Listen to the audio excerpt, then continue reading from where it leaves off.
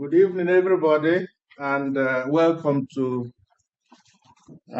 Professor Tan's inaugural lectures.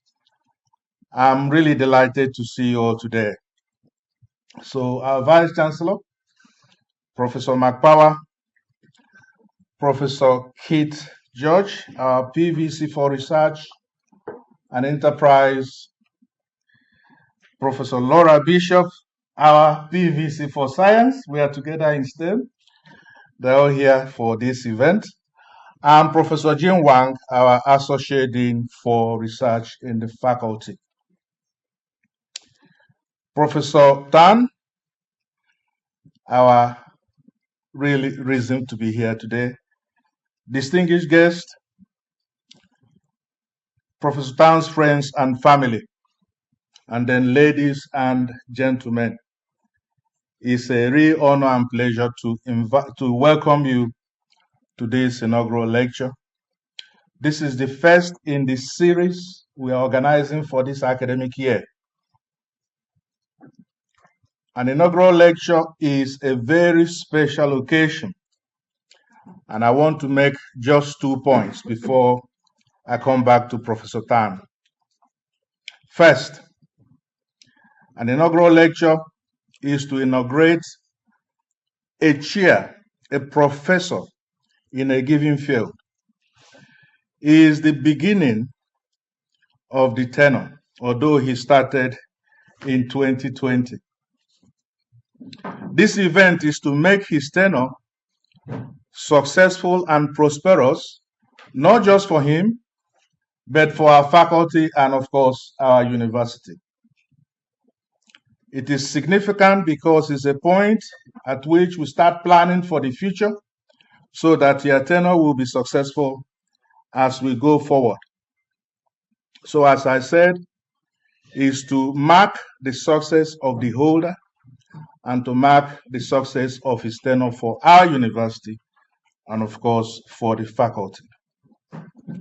Secondly, an inaugural lecture is important because it provides the platform for Professor Tan to showcase his areas of expertise. So we celebrate him today. We celebrate his success and achievements, and we do the same for all the new professors appointed in the university. So Professor Tan, congratulations. So this lecture represents a significant milestone in Professor Tan's academic journey and career. It provides him with the opportunity, as I said, to present the overview of his academic contributions, as well as the societal impact of his work so far, and to present us with the plans he has for the future, and also to ensure that his work is introduced to a wider audience across the university and, of course, across the region, and I hope the nation and globally. This will be hosted online, and his work will be shown across the world. For this occasion, we are particularly happy and grateful to our Vice Chancellor, Professor McPower, members of our university's professorship and readership panel, who have deemed it worthy to confer Professor Tan with the award of a chair and professorship. More specifically, I want to say thank you for all his colleagues in the research group where he works. There is a saying that it takes a village to bring up a child. He has worked with his colleagues in the Research Institute to achieve what he has achieved. So I want to say thank you to the LOOM Research Institute that has helped him to achieve so far so many great things in his career. And we are grateful to Professor Tan's family, here represented by his wife and children, you can see here. In particular, T, thank you for the support you have given to Tan over the years. The support and help is appreciated. Now, let me move on and say a few words about Professor Tan, his education and work experience. He has a very, very rich pedigree. He obtained a first-class honors Bachelor of Science degree in computer science from Vietnam National University in Hanoi in the year 2000. He then worked as a researcher, developer, and then the head of the Department of Post and Telecommunications in Vietnam. He rose to become the head of department and manager of that group. He worked there between 2000 and 2005. Having done that, he deemed it fit to travel to the UK for his postgraduate studies. He then obtained a Master of Philosophy MPhil degree in computer science from the University of Birmingham, and that was in 2006. After that, he was still hungry for more education. So he proceeded to register for a PhD with the same university, and he finished in record time and obtained his PhD in the year 2010, and that was in computer science, and his work was on continuous dynamic optimization using evolutionary algorithms. You will be hearing more about that today as he gives his talk. In terms of his work experience, he worked as a research fellow with the University of Birmingham on an EPSRC project from January 2011 to May 2011. And then an opportunity came up here at Liverpool John Moores, and he joined us in 2011 as a postdoctoral research fellow. As they say, the rest is history. He was appointed to a senior lecturer role in the School of Engineering in 2013. I'm glad to say that he excelled and performed excellently, so much that in 2015 he was appointed a reader. I think that's a record time. And then he was promoted again to full professorship in 2020. The professorial title is Professor of Operational Research in Transportation. If you listen very carefully, you will see he got his PhD in 2010, and then in 2020 he became a prof. I think that deserves.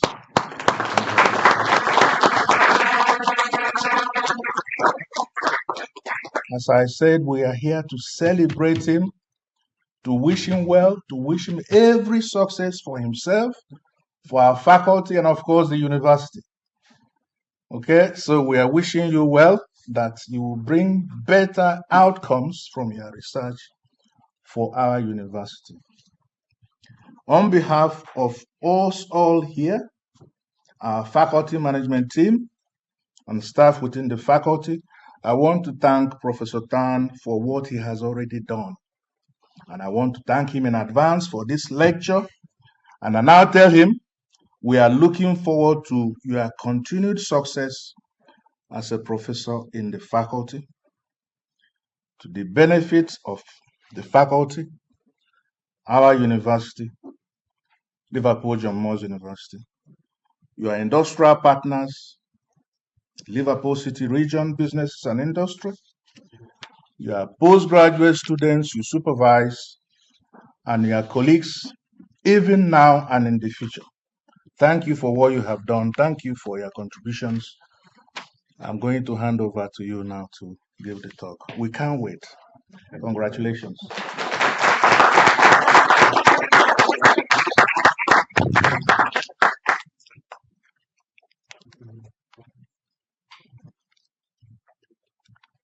So thank you so much, Professor Akure, for I think a very supportive introduction. I'm very touched, and I think you know more about my CV than myself. So very well done. Thank you so much. Before I start, I just would like to thank everyone for coming here. Really, it's an absolutely honor for me to see so many friends and colleagues here this evening, and also to see the Vice Chancellor, Professor Mark Power, and also the other ELT members as well. So I'm genuinely very grateful to you all.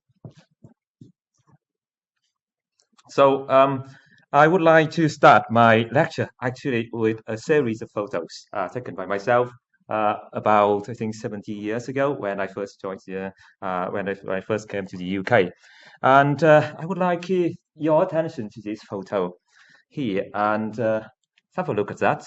So this is a baby blue tit, and he was probably around 3 weeks old, and his parents actually chose a crack, as you can see on the doorstep of the house that we lived at that time in Birmingham.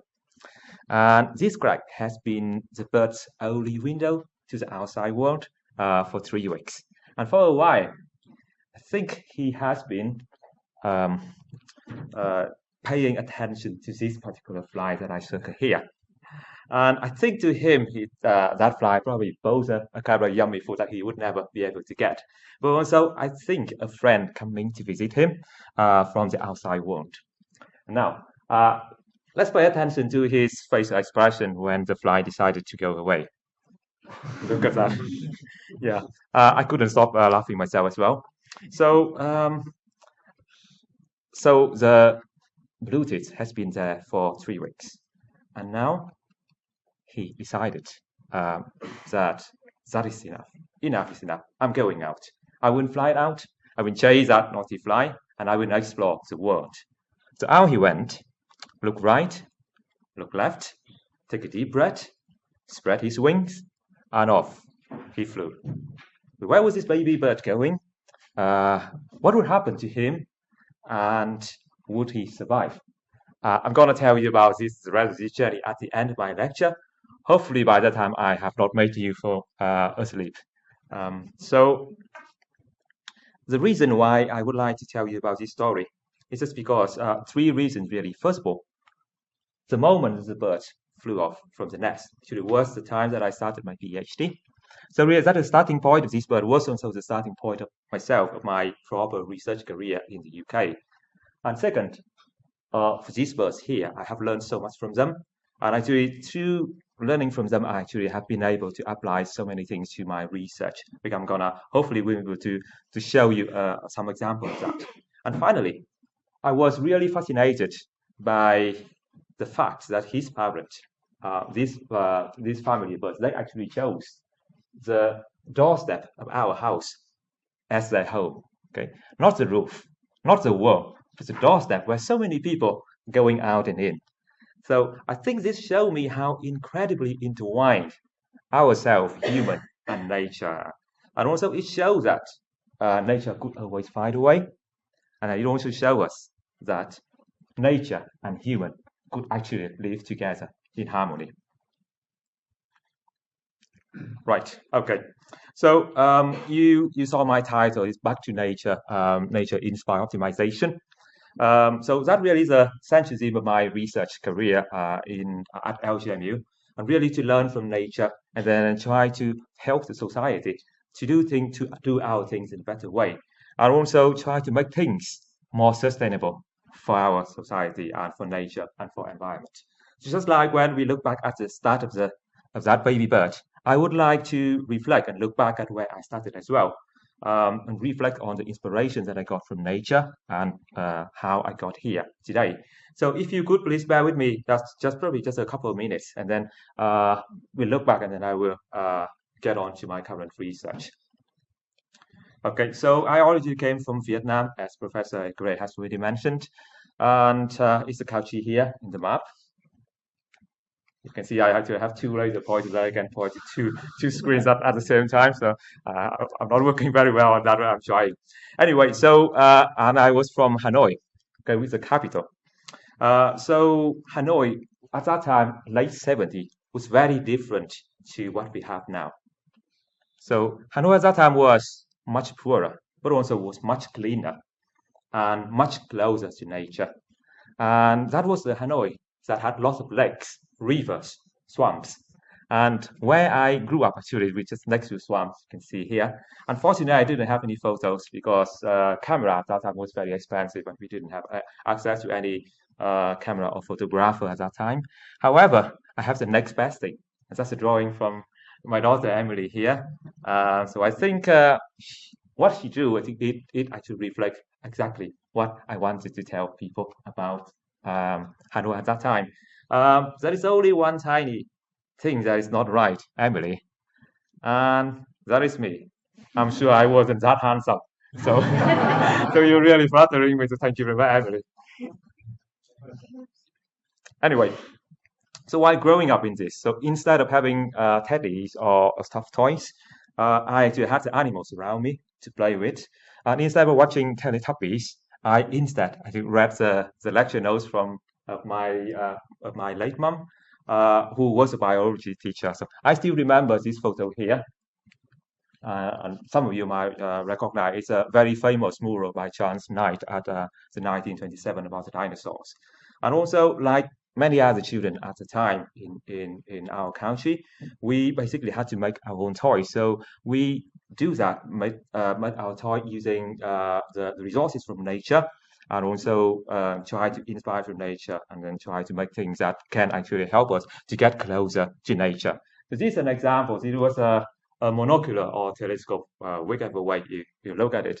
And I made this telescope from my dad's reading glasses and also the only magnifying glass that we could find in the house. So my parents were very supportive to me for this. But then only until recently I realized, I remember that for several months, my dad actually didn't have any reading glasses because they were so hard to find at that time. And actually, he kind of like donated that for me to make this one. So I'm very grateful to them. Thank you, Dad. Okay, so with my monocular, now I was able to observe the behavior of animals around me much closer. And for example, seeing like this here, this a giant green cricket, so then where I was able to see how it forage.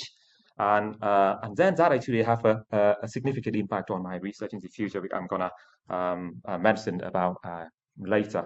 So looking back at all these early years, I feel that I was very privileged since I had the chance to be in very close connection with nature, and that helped me to always have a desire to learn from nature and to create and to make things so that we can make nature and also our society better. And I think that really is a platform for me to grow. So now, as Professor Ekre mentioned, so after I graduated from University of Vietnam National University Hanoi, I joined an R&D research institute within Vietnam National Telecom Corporation. It was the largest in Vietnam. And I felt I was very fortunate to be there. And first and foremost, because Sina was there, I met the most important person in my life, is my wife. So thank you, VNPT. And then also, the secondly, because working there, I had the chance to meet two other people who helped shape my early research, which I'm gonna talk about right now. The first person was Dr. Ding Zung, he's here. And he was the head of department at the time, and he entrusted me with leading and developing one of the two main R&D groups in the department at that time. And that was a huge privilege for me for a newly graduate, but also a great challenge because I had never done it before. So my work in that institute at that time involved with two things. First of all, developing voice over IP technology, and both in terms of products, so making voice over IP products, but also about developing the technology itself. And I did that by joining these study groups, the multimedia group of the International Telecommunication Union. So for those of you who did not know, voice over IP basically is a technology to allow us to make calls, but also make videos over the data network. So now basically it is a thing that we have we take for granted, like the digital phone that we have on our desk at LGMU, like the WhatsApp, Microsoft Teams, Zoom, and things like that. However, that was the year 2000, and the technology actually was just a concept. So really, we didn't know how to start. So that's why I joined this group here in ITU and try to learn and also contribute to the development of the protocol and the standard. And also, I think it was important because we had a vision that because at that time, back in the day, 2000, making long distance calls was very, very expensive. And the poor family in Vietnam, if they have family members living far away, even overseas, and normally they could only make one call per year, or maybe no call at all. So we had a vision to change all that and make calling people, connecting people much cheaper. And eventually, after 5 years working in the institute with the help of my brilliant colleagues and also the support from this man here, I was able to deliver on both aspects. So on the product, we were able to develop the system we call VIP PBX, this one here, and which when installed in the network, is able to allow people to make voice over IP call from any device. It could be the analog phone, it could be the computer, it could be the soft phone. And the product was accepted by the NVIDIA, and we had a trial in the National Backbone Network, and it was a success. So we got a National Runner Award for the best ICT product in nationally at that time was that product. So we were quite happy. However, what pleased me even more really is that the volunteer work of our study group here, actually they created a platform for the development and the future development of all the voice over IP technologies. And now the cost of calling people was reduced drastically or even free if you use the likes of WhatsApp or Teams and Zooms. And it's all thanks to, I think, all those people working in IT and also as an organization at that time. And also, particularly during the COVID, I think voice over IP was really a very useful tool to connect people during the pandemic. Except for that minor inconvenience. I'm sure everyone remembers this one. I think, having this kind of accident, I think it is probably is a small price for us to pay for the convenience of having voice over IP technology. Okay, so I was still happy, but sometimes I do feel bad when I see it like that. And I'm sure all of us experience situation like this. Okay, so now the next step of my research career, I think, really brought me back to where I started about inspiration from nature. So that was the time that I, in the department, I had a chance to meet and also work with another brilliant colleague, and his name is Chen Chuan, and he is now a professor in Deakin University in Australia. So he one day he told me that he just attended a seminar about optimization, and we all know optimization really is just about finding the optimal solution for a particular problem. And I think all of us in high school probably all remember this graph here for a very simple function, y equal x squared. So in this function, the optimal solution would be here, right here at the bottom, and that's y equal to 0 and x equal to 0, as you know. So, but there are many other problems like this. If they have this kind of single valley shape like that, then it would normally be easy for optimization, traditional optimization techniques to find the optimal solution at the bottom. And basically, what they do is just like us when say if we want to go down the valley, we get to this point and then we just slide down, and then eventually we get to the bottom. And those algorithms work exactly like that. However, in reality, there are lots of problems, and those kind of problems. Those kind of problems here we call the convex problem. But in reality, there are a lot of problems that actually are non-convex, and it means they can have multiple values and peaks like this. And then if we have one optimizer and trying to solve it, and it would not be able to do so the traditional one, because it would as soon as it slid down, it has slid down to the bottom of one value, it got stuck there and it would not be able to get away. So that brings us to levy walk. So this trajectory here, a footstep is called a levy walk. And I know for some of you, it's tempting to call it a drunk walk. Yeah, but it actually isn't. It does look like a drunk people walking, but it isn't. The Chuan told me about a distribution. It's called the levy distribution, and you can see it has a very long tail here. And with that long tail, long tail on one side, and with that long tail, now if someone make a walk follow that distribution, what they would do would be something like this. So they would for many steps, they would just move around a spot here with very, very small steps. But then suddenly they would make the big jumps. and going from one place to another. So that actually, so as soon as I heard that from Nguyen, I remember what I saw in the past with my monocular for the cricket, and I remember that the cricket actually moved exactly that way when they try to forage. And then I think now if you look at the animals around you, for example, squirrel in the backyard, you will see that they actually move exactly the same.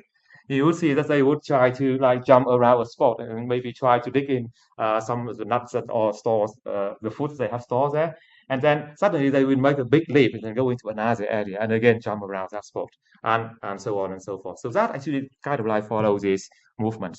So, and then we did some research review and we realized that was actually the case because there was a publication in Nature in 1999. And actually, people have observed that the animals foraging, some of them do follow the levy distribution. So now, because if nature shows this as a way for the animals to forage, and nature has been evolving for so many billion, so a few billion years at least, then it must be good. So there must be something we can learn. So our idea really is to try to pick that foraging behavior and try to apply that to optimization. And the idea is that these big jumps here would allow us to get out of the local valleys of the local optima that an optimizer might got stuck in. So okay, so no one has done it before, so we went on and developed a set of algorithms. We call it levy fly optimization algorithm, and we published this in a national conference in 2004. So now I would like to illustrate how our levy fly optimization algorithm. And to do that, first of all, I would need to get in some of the favorite characters from the books of Harry and Emily. That's the mouse here and the gruffalo as well. And my son Harry also helped me to program the levy fly optimization algorithms in this kind of landscape. So I'm going to show you in a moment. But before that, please just let me kind of like set the scene. So let's imagine that we have the mouse here. It lives in this very big valley with lots of smaller valleys and peaks like this. Okay, and then the mouse is hungry and he needs to find the nut, and the nut is somehow hidden right at the bottom of the big valley. But the mouse didn't know that because he couldn't see it because his viewpoint was blocked by all of the peaks that we have here. Okay, so now the mouse needs to find the nuts, and he needs to find it quick because the gruffalo is lurking around, and then the gruffalo could catch the mouse. So the only thing that the mouse could do would be to do what it has been doing all the time, which is try to forage following the levy fly distribution. And so I'm going to show you the simulation by Harry, and hopefully we will see whether levy fly optimization would be able to help the mouse to find the nut.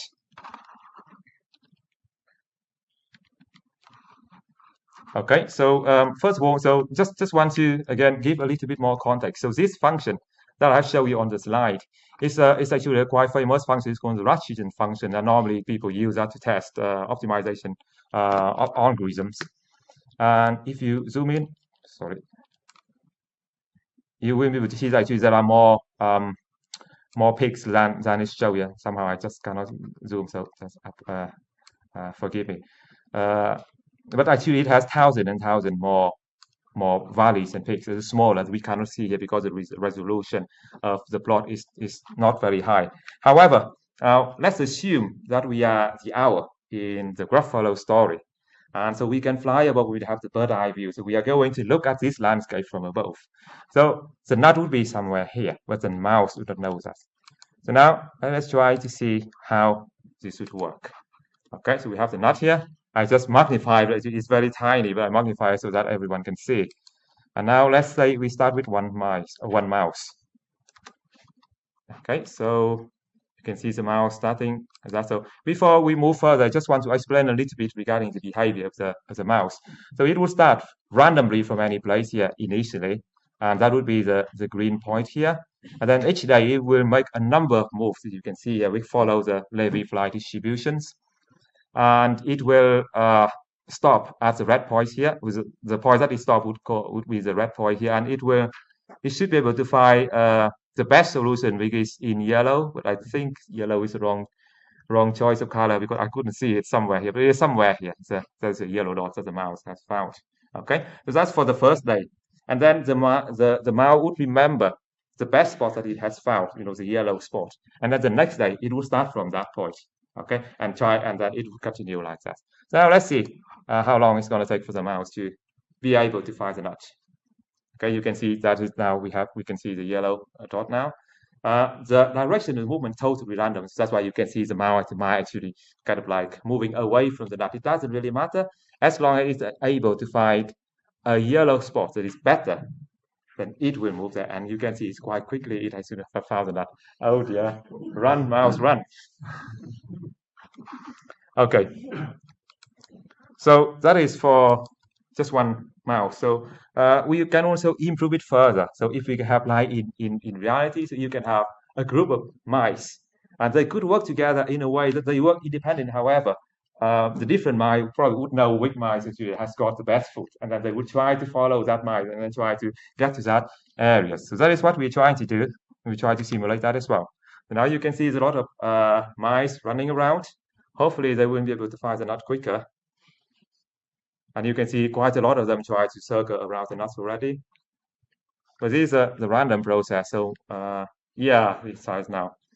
Okay, and again there comes a Gruffalo. Okay, so this simulation was done by my son Harry. So very well done, Harry, and thank you very much for helping me out. My simulation would not look that nice, so very well done. Okay, so going back to the problem here, let's move to the next one. So that was our first optimization algorithm. And at that time, no one actually has used Levy-Fly for optimization.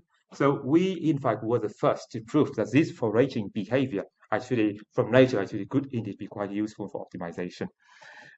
So the Levy-Fly algorithm has proved to be very useful in that toy problem, Harry. But I want to see how it's going to be in a real-world problem. And I wanted to solve a problem myself, applying that Levy-Fly optimization myself to a real-world problem. And the opportunity did come eventually, but that was 13 years later when I was at LCMU.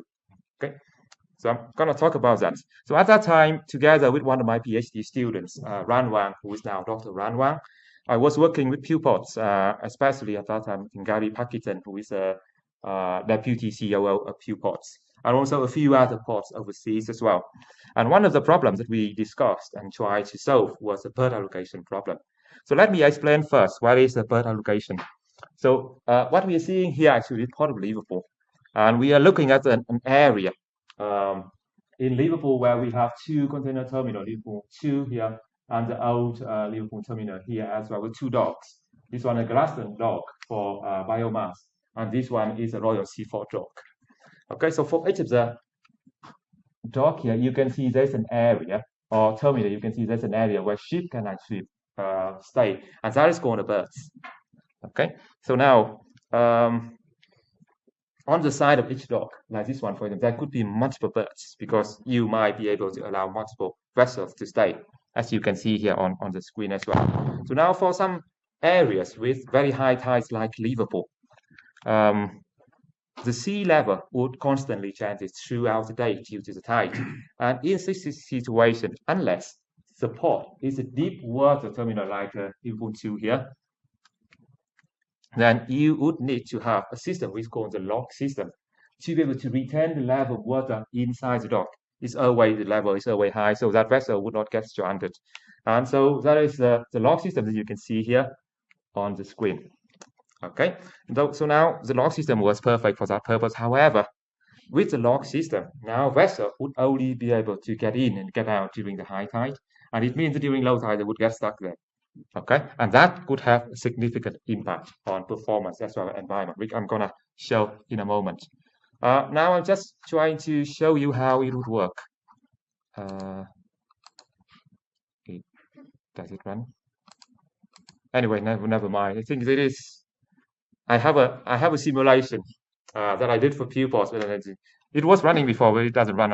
It doesn't matter really. It's just basically simulation is just trying to show you how vessels moving in through this very narrow areas, the log system, and how it basically gets to the berth and then stay there and then moving out when the tide is low. And then we have some statistics about that. But never mind. Basically, I think probably what I explained to you would probably be enough.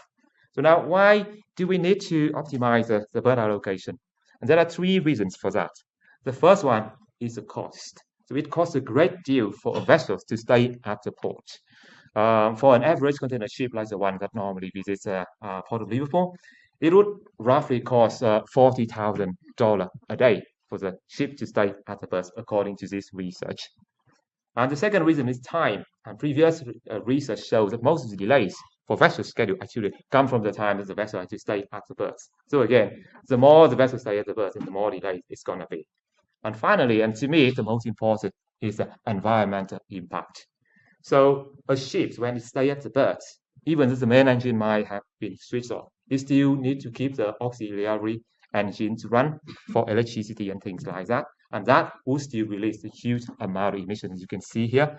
So for the average container ships that I mentioned before, per day, it could release about 17 tons of carbon dioxide. So that is a lot. So the less time that we can help the vessel to stay in the berth, the better in terms of cost, in terms of time, and environment. So that's why we need to optimize allocation of the berth to vessel. So how to allocate berths to vessels then? So let's look at this very simple problem with just 3 ships and 2 berths. So now here, we need to deal with 2 things. First of all, we need to identify which orders of the ships we are going to allow to get to the port. And secondly, once we have got an order, we need to identify which berths the ship is going to visit. Okay, does that sound simple enough, right? So how can we find an optimal allocation? So for this particular very simple problem, there are only 8 different combinations. So it would be easy now. We just need to list them out and then basically choose the one that with the smallest cost. And also here we're looking at a very naive case where basically any ship can go to any berth. In reality, it's not like that. It depends on the type of ship, depends on the length, depends on the draft, depends on the tide, and also priority of the schedule. There will be a lot of different factors that affect whether a ship can actually visit a berth. But we are not going to talk about that. We just talk about this very simple case. So 8 years, that's okay. We can actually do that. But now, let's look at the situation at, say, Port of Liverpool. We have 9 berths in total around these 2 terminals and 2 docks. And then this diagram here shows you the number of possible solutions when the number of ships arriving the port on the same day would increase. So you can see if we increase the number of ships to only 5, we already have 7 million possible solutions. And then if we increase it just by 3 more, and then we would have 1.7 trillion possible solutions. So really, it is something that is extraordinarily large that we would not be able to list them out and then just choose what is the right one. But that 8 vessels is still very small as for a port like Liverpool. And they normally have like about 15 to 20 different vessels visiting that area alone. So now let's put things in perspective and more realistic. So if we have 12 ships visit in a day, the total number of solutions would be 18 times the grains of sand on Earth. And that, I think, is a lot. Then if you just increase the number of ships just by 1, then now the number of possible solutions would be 1.6 times the total number of stars in the universe. Okay, and if that is not large enough for you, let's look at this guy with 21 ships, which is the last time that I checked on the marine traffic and then see how many vessels visiting the Port of Liverpool. So 21 in a day. And so for this situation, now, assume that we are very fast. We can find a solution within just 1 second, right?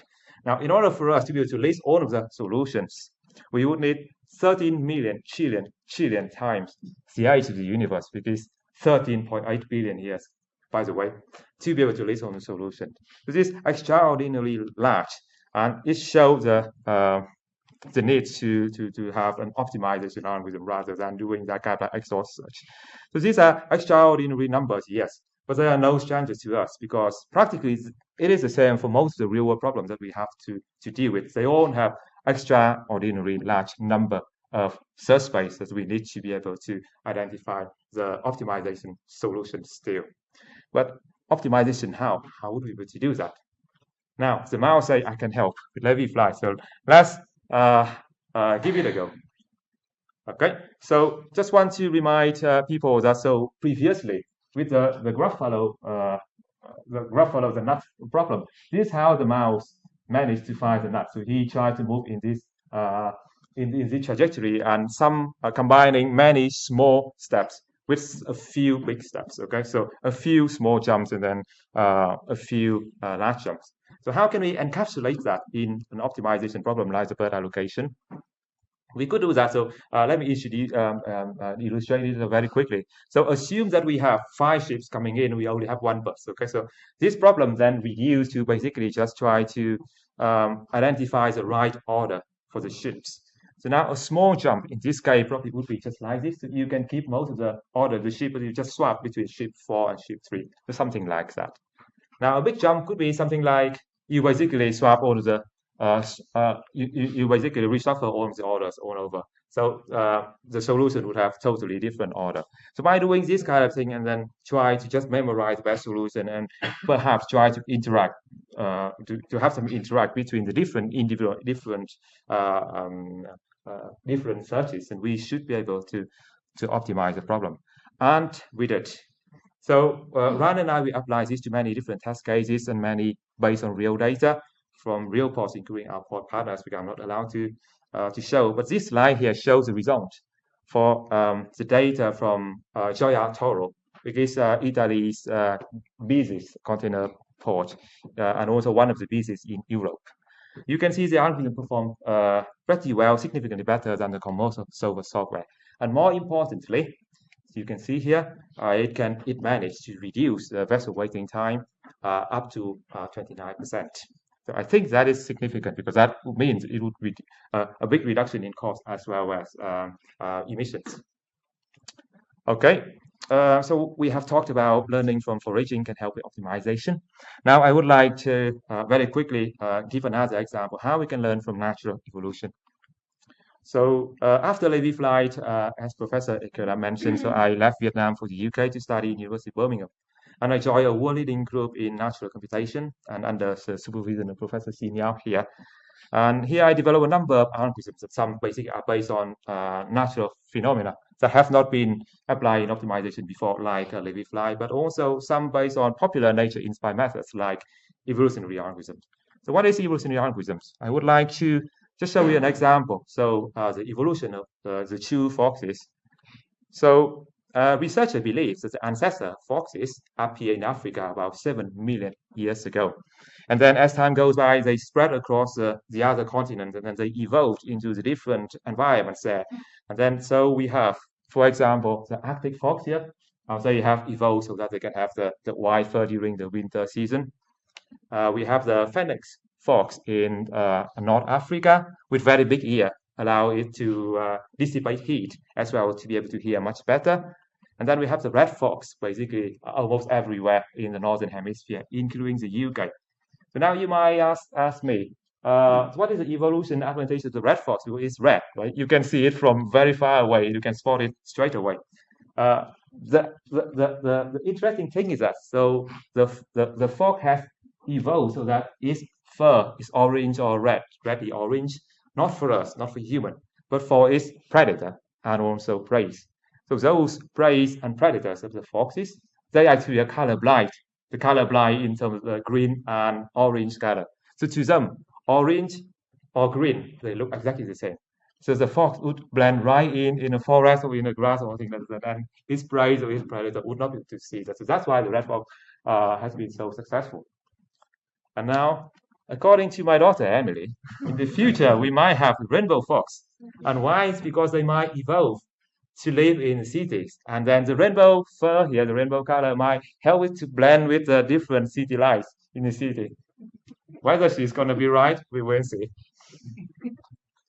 Okay, so in all of the cases like that, the animal basically evolved because their ancestor developed some kind of mutation in the genes, and then they pass the genes down to the offspring. And if the gene is good, allow the offspring to be able to survive better in the environment, and the gene wouldn't be kept. Just like with the white fur for the fox and the big ear for the white fur for the Arctic fox and the big ear for the Phoenix fox and things like that.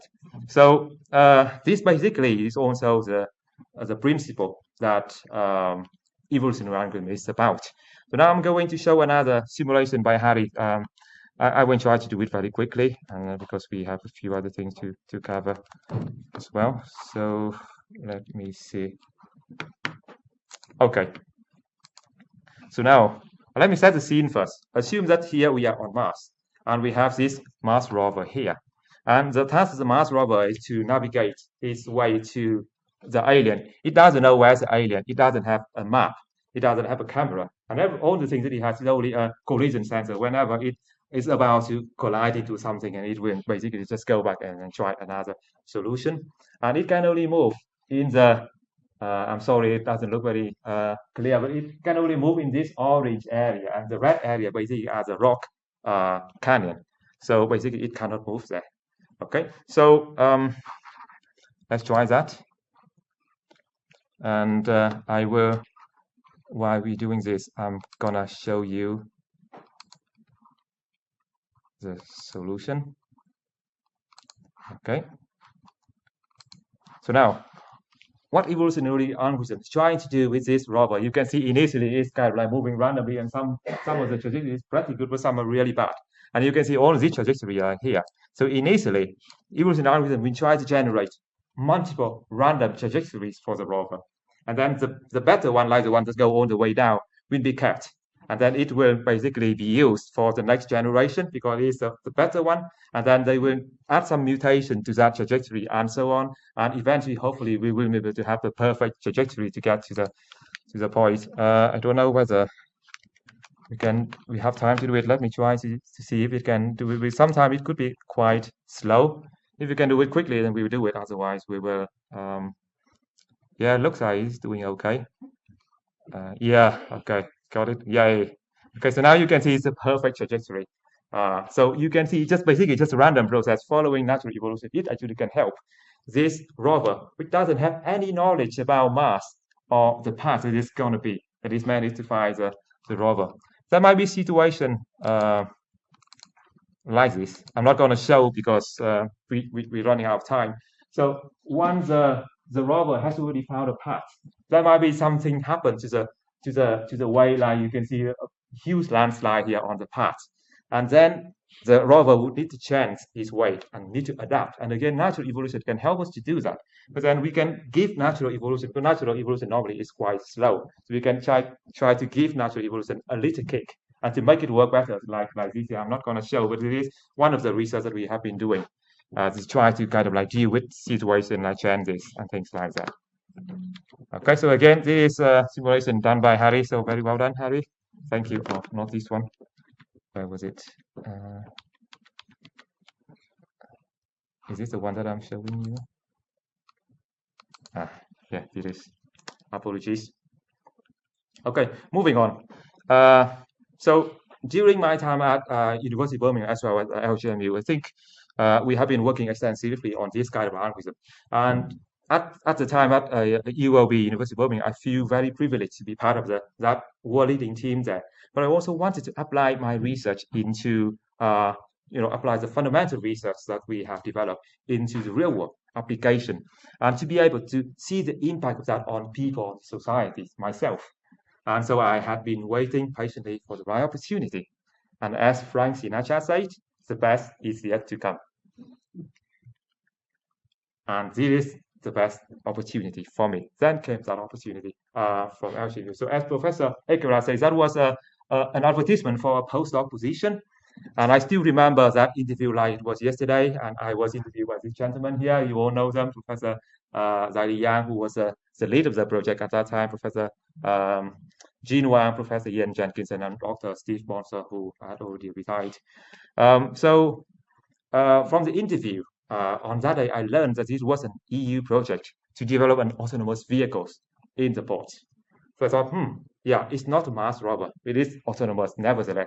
And more importantly, it's an electric vehicle, so it's green for the environment. So I want to do this. I need to do this. So I think I accept the challenge, even that at that time I didn't know anything about maritime, about port, about even this kind of vehicles. But I accepted the challenge, and I'm also very grateful to this gentleman here, because they were very welcoming to me, and they also took the chance on me as well. And I'm very grateful to them for that. So the first task that I did actually to apply a similar algorithm to the one that Harry has demonstrated to these vehicles here. And you can see there's no driver. And actually, this is a screenshot from a video. I had the video, but somehow I just couldn't add it to PowerPoint. So you have to take my word. So yeah, believe me, it did run, and it did run okay in the box. That was a double infrared report, but I just couldn't show you. And then this one, hopefully it will run. I don't know it run. No, it doesn't either. And this one, basically, it was a simulation to show how the vehicle was able to pick up containers from the yard and then bring it to the ship and so on. So I think it was quite a nice simulation. Again, it didn't run, so my apologies for that. So that was what the first task that I did at Algeria. But evolutionary algorithm could be used for many things, not only to control a vehicle. So within that kind of like application domain, the next research that we did was with my first PhD student, Dr. Shayan Kabaka, who is a brilliant researcher, was to help port partners really to understand whether they should invest in automation or not. And if they invest in automation, how many vehicles they're going to buy? And if they invest in the non-autonomous vehicle, how many vehicles they're going to buy? I'm not going into detail, but again, we applied development evolutionary algorithm to handle this. And we were able to reduce the number of vehicles needed and also schedule the movement of the vehicle as well, reduce it significantly. I'm not going to go into detail. And Cheyenne and I also show the port partners how going autonomous with run-on electric would help them a lot in terms of reducing emissions as well as reducing also the operational and maintenance costs as well. And I think we were very glad to know that after we delivered that recommendation to a few ports, a port partner with Dublin Ferry Port here, I think they had decided to move to automation, and now they have become the region's most advanced and the most green port as well. So that's a very happy news for us. So now the few projects that I mentioned were just a starting point really of my 12-year-long journey with LGMU. And in that journey, beyond the nature-inspired algorithms and models, I have learned two fundamental things about nature. The first thing is collaboration is really the key. And in fact, collaboration was a catalyst for life as we know it. I think many of you might have known that it was started around 2 billion years ago. And when two single-cell organisms, one bacteria and another single-cell organism called mitochondria, and they basically made and decided to collaborate. When I say decided, I actually one tried to eat the other and it succeeded. So that's what happened. But that accident, actually, the one that got eaten actually didn't, according to researchers, not my research, of course. According to that one, actually didn't die, but it actually it thrived within the other cell. And mitochondria is very important because it's able to use oxygen and was able to change the food into the energy, which is the things is needed for complex life. So all of the complex living things that we have here on the planet, ours, human nature, plants, animals, we all share the same predecessors, all due to that accident of collaboration. Now, the second thing that I learned from nature is that life is very fragile. There has been events in the past, according to recent research, when the action of one single species could actually make a significant change to the whole planet and causing mass extinction. And for example, we all know the blue-green algae, right? We see them a lot in lakes and ponds and things like that. So they actually was the sole cause for a mass extinction. I think, can't remember, around 2 billion years ago. And so life, and the reason why they caused extinction, because they released a very poisonous gas at that time, and that was oxygen. Okay, so oxygen actually was very harmful for life before the blue-green algae. And then it changed the atmosphere, and then it produced so much oxygen that those living things that couldn't adapt to that, they would die. But the things, living things with, say, like mitochondria, they would be able to thrive, and that's why we have life it is now. So I believe human actually has the capacity to make changes like that, of the same magnitude to the environment like the blue-green algae. Because just look at how we transform the world within just maybe just 500 years, or even less, maybe just the last 200 years, how much we have changed the world. So I think if we do not preserve nature, we might actually destroy everything that we have, and we might actually cause another mass extinction. And I believe that nature would still find a way and life would still thrive afterwards. But whether we as a living being would be able to survive that mass extinction, that's another matter. So throughout my research here at LTMU, I've been trying to collaborate with many different colleges and external partner, really to try to contribute our little part to sustainability of the planet and try to use our research to make the society, how to say, more, especially transport, greener and more environmental friendly. And over these past 12 years, I have been very privileged to work with so many excellent team members, colleagues, and partners. And we have done so much work on sustainability. And we can be summarized into three different areas. The first one is maritime and green logistics, economic trade and public transportation. And third one is sustainable travel and air quality. So I'm going to just go very quickly to just summarize this area, and really it's for me to show the acknowledgement to all of my friends and colleagues here. Okay, so I'm not going into detail, but it is one of the sub areas that we have done regarding maritime and green logistics. And on the left hand side, you see the applications that we have done. The right hand side, which is a screenshot or photo of the actual products in the real environment. I'm not going into detail. And then we also did work on logistics and warehousing and also maritime shipping. Now, our work on this area have received some recognitions from media, but what I would like to highlight are the following impact. As recognized by an industry partner and overseas port. And it led us to winning the highly commended award of the Newton Prize for impactful projects with international collaboration. And I think it also helped us to receive a good REF impact as well. We were co-first in the UK in terms of 3-star and 4-star impact. So we were quite proud of these things that we work together. And I think I have to thank all of the colleagues here and also other colleagues that have been working with me over the past 12 years for that. So as I mentioned, we couldn't deliver the aforementioned work without the extremely generous support from our external partners, you can see here, and some of them are in the audience today. And similarly, I think this is a list of some of the names of colleagues who I have had the privilege to work with to make maritime transport greener and more sustainable. I would like to just single out a couple of outstanding examples, perhaps.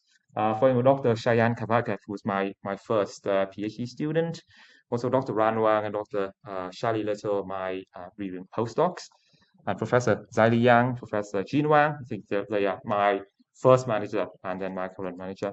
Also, I would like to show recognition to Mr. Ian Robertson, and Gary Hodgson, and Gary Parkinson from Pewport as well, and Mr. Dao Gokwan from VIP Greenport, and Mr. Lê Chi Thanh from Vietnam Maritime University, and many others. Again, I will not be able to list them all. The second area is rail metro public transportation. And again, this slide just shows on the left the products that we have developed, and on the right, really just a screenshot of photos of how this product has been used in the real world. So like with other areas, we have generated a lot of publicity with these products, but I would like to highlight just a few photos. Now, the first one I want to show is this one here. And you can see that actually there are 3 different products in one single place in Liverpool South Parkway. And these are 2 station screens powered by nature-inspired algorithms to allow them to be able to predict delays and also provide disruption information better than the existing industry system. That's why Material colleagues, Chris here, allow us to actually install them there. And also we have up here is a passenger count as well, and allowed us to inform Material with useful information regarding passenger flow, and so that again actually improve their operations. Now, the other 2 photos linked to that on the left here, they basically show the process of how we install these 3 products. And I mention this because it was hard work. It took us 2 whole nights from midnight until 5 a.m. and the 4 of us, Samantha Gibbons, Neil Cook, Ahmed Maki, who is here, I think, and myself.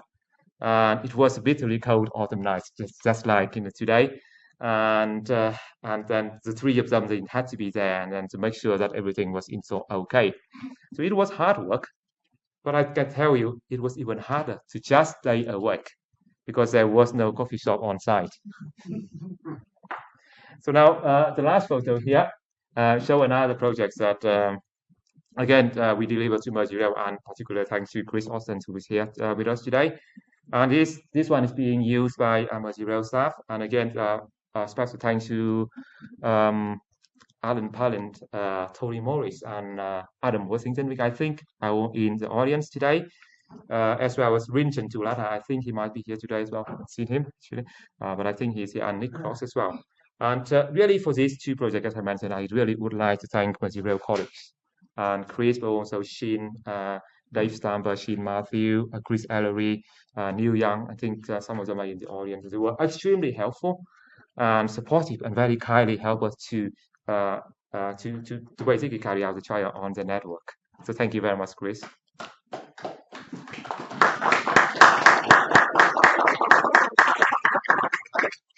And we are very, like with the other areas, we are very privileged to work with all these partners here to make a real difference to the rail industry.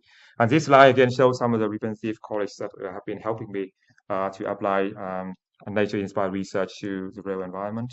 I think something went wrong because I think it should be full here. I don't know what happened, so my apologies. But I just want to, I think we're running out of time. I just want to highlight Dr. Igor De Plano. And he really was the one, together with my postdoc, Dr. Lerto, have been working with me from the beginning to set the foundation for all our rail research. And all the other colleagues I have just mentioned as well.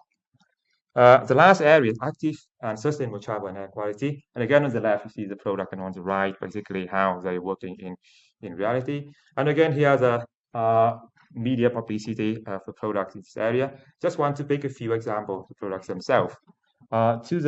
To the left here, you can see these are a couple of air quality and weather sensors. And some of these sensors were powered again by nature-inspired techniques.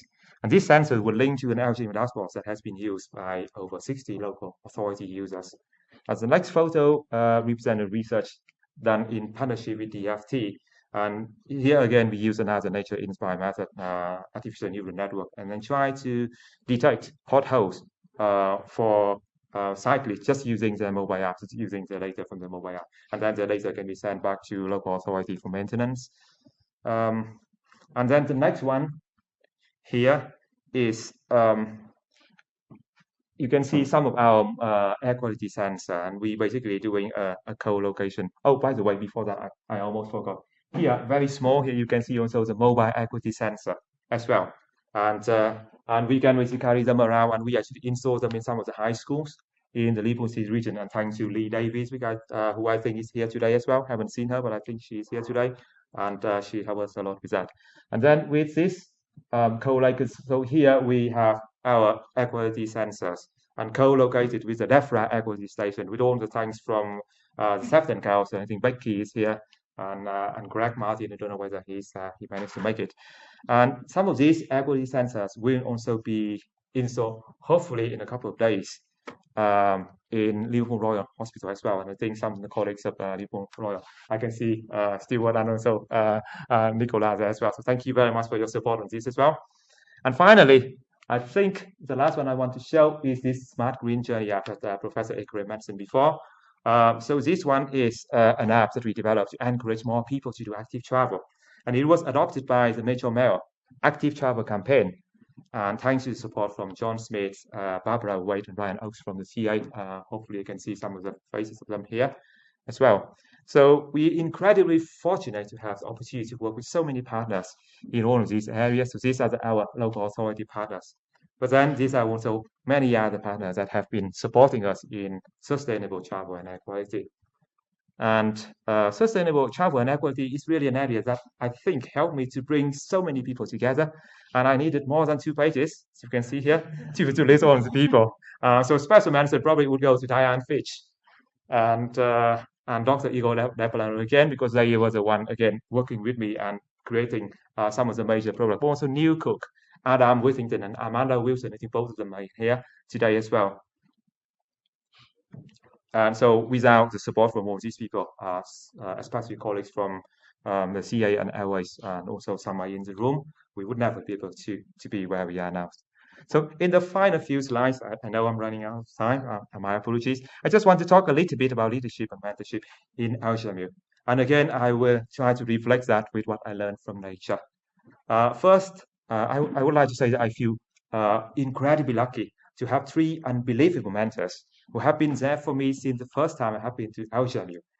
And the reason why they have been there from the first time I've been to, because they were my job interviewers.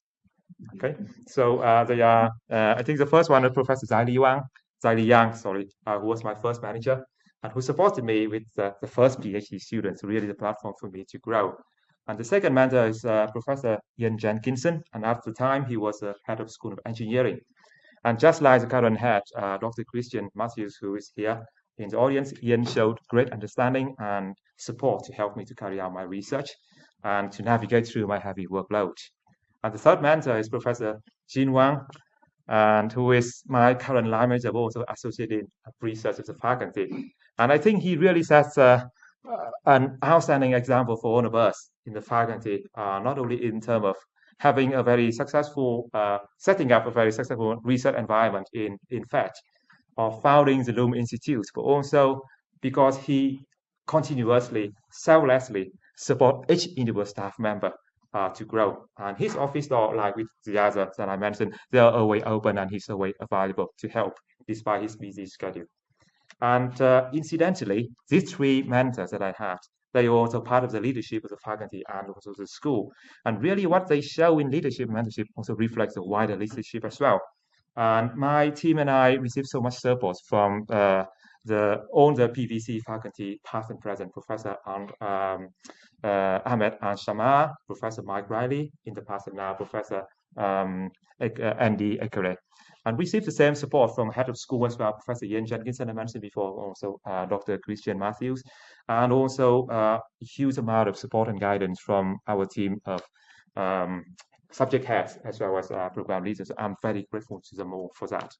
And I have already thanked college in the previous list, so you might have seen your names popping up in the other. I also want to say thank you to all LOOM College as well as FED College who have been, and also LGB College as well, helping me in so many different collaborations. And I also want to say thank you to support team in the faculty as well, in university as well, because without them, nothing would run. So thank you very much.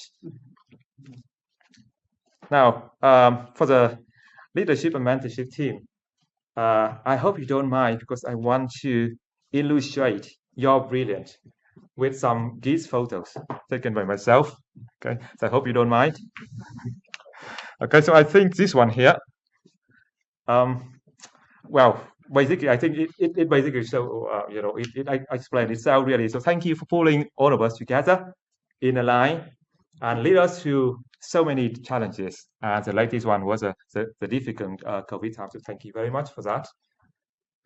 And thank you for allowing us to work independently. You selflessly give the opportunity to us on here, like the three kids here, and you basically stay behind rather than keeping it for yourself. But when you're staying behind, you are always there and ready to provide any support whenever we need it. So thank you very much for that. And finally, thank you for always keeping cool heads. You can see here, while watching out for opportunity and challenges as well. Why all of us here singing and dancing and doing the thing with our research. Okay, so I think without the leadership watching out for it, we wouldn't be able to achieve what we have got here. And I also would like to thank our students as well. I think I have already thanked many of my PhD students, also the taught students as well, for trying to apply the techniques that I taught them to the work. And example, special mention would go to Ahmed Fatih, who is the CEO of Marine Co. And he managed to improve productivity of his company by 80% using the techniques that we have just mentioned. So very well done to you, Ahmed. And the final thanks for me have to go to my family, my late mom, my late dad, my late eldest brother, and my second brother. Thank you for bringing me up and for teaching me the values of life, compassion, hard work, and a love for nature. And then my next thanks is to my small family. We're here, my wife and my kids, and this means everything to me. They mean everything to me. And here are my two children in the costume of their dream jobs. So Harry, in a scientist costume, you are brilliant. I think to me you are already a scientist, but also a naturalist. Please just keep it up, and your dream of being a proper scientist will come true. And Emily, you're dreaming of being an astronaut. I think that's a really high bar. But if you keep working hard, one day you will be able to get there. Perhaps you could consider being a scientist astronaut, right? And my final thank is to my wife, Dr. Thanh Nguyen, and she who is also a scientist herself. And I think there is a saying goes that behind every successful man, there stands a woman. So you are that woman. You are the wings beneath my wings. But you are also an incredibly successful scientist and an inspiration to us all, to myself and to Harry and Emily as well. And thank you for putting up with me, including those late nights, trying to prepare for those proposals that never got funded. It will still happen, I'm afraid. And thank you for looking after the kids and when I'm busy with university commitment, sometimes going away for conferences and things like that. Thank you, Ed, for everything. And also, happy birthday to you.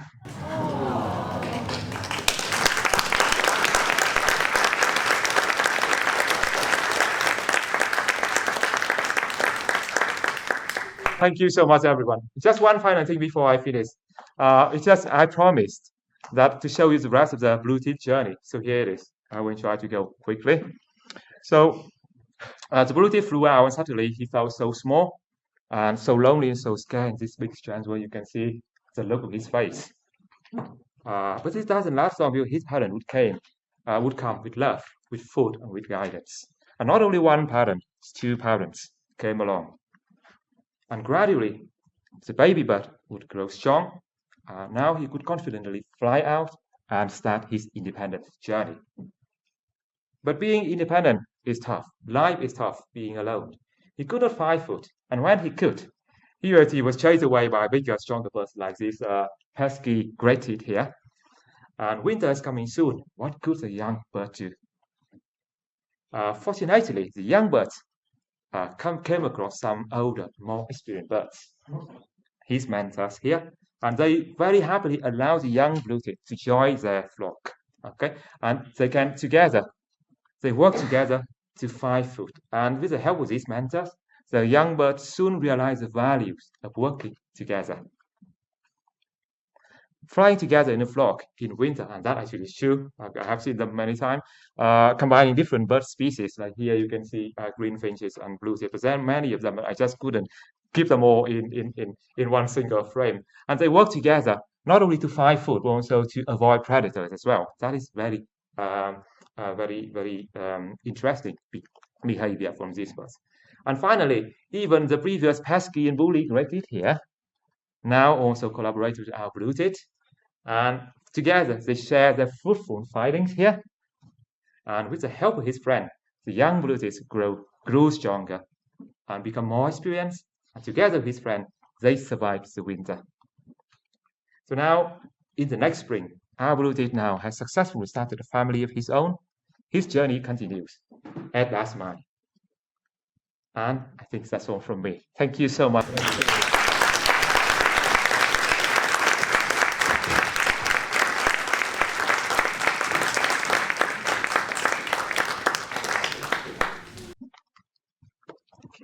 Thank you very much, Professor Tan. Thank you for, I think what we'd all agree was a very engaging lecture.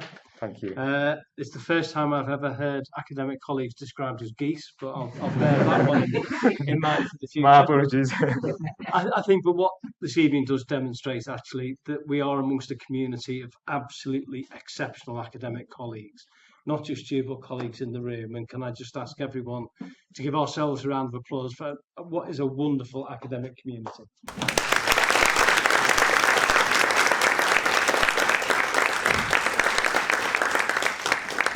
Finally, on behalf of the university, I'd like just to provide you with a small token, a gift, just to recognise this evening's lecture. Thank you very much. That means a lot to me. So thank you very much. Thank you very much, Professor. Thank